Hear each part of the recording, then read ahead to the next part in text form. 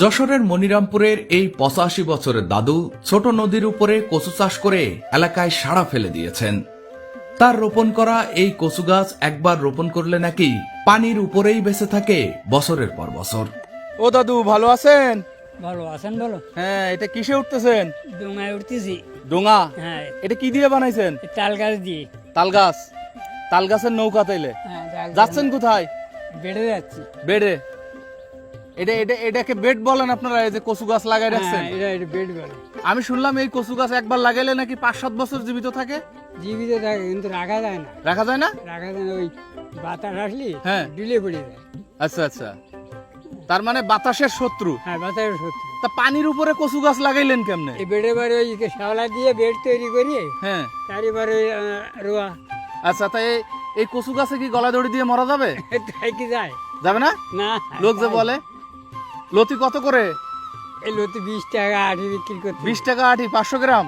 হ্যাঁ, 500 গ্রাম। এটা কই, আমরা তো কম। ঢাকায় আরো দামে কিনি, আপনি দাম পান না? ঢাকায় তো আমাদের 120 টাকা চলে এখন। একই দামে চলে। একই দামে চলে সব সময়? হ্যাঁ, সবসময়। মানে ঢাকায় 1000 টাকা কেজি হইলেও আপনার 20 টাকা আটি? হ্যাঁ, 20 টাকা আঠি। আচ্ছা, এখানে কি কি সার দিচ্ছেন? ফসফেট দিচ্ছেন নাকি? প্রথমে এই বেড তৈরি করার সময় হুম, 2 কেজি করে কেঁচু সার দেওয়া পড়ে।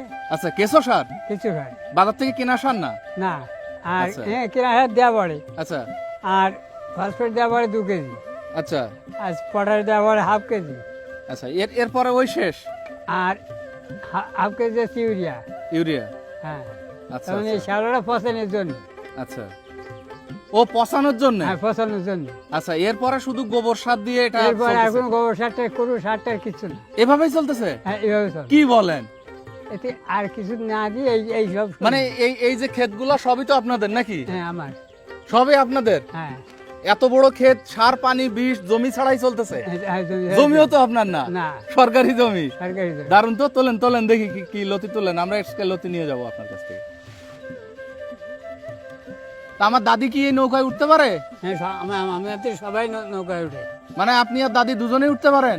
আর এই আরেকটা আছে ওই জায়গায়। আচ্ছা, দুজনে দুইটা নৌকায় উঠতে হয়? হ্যাঁ, নৌকায় ও, উঠে তাহলে তো ওই গানের মতো হলো, এই কুলে আমি আর ওই কুলে তুমি। সপ্তাহে কয়বার তুলেন? এই সপ্তাহে না, সপ্তাহের মাথায় দেরিয়েই যায়।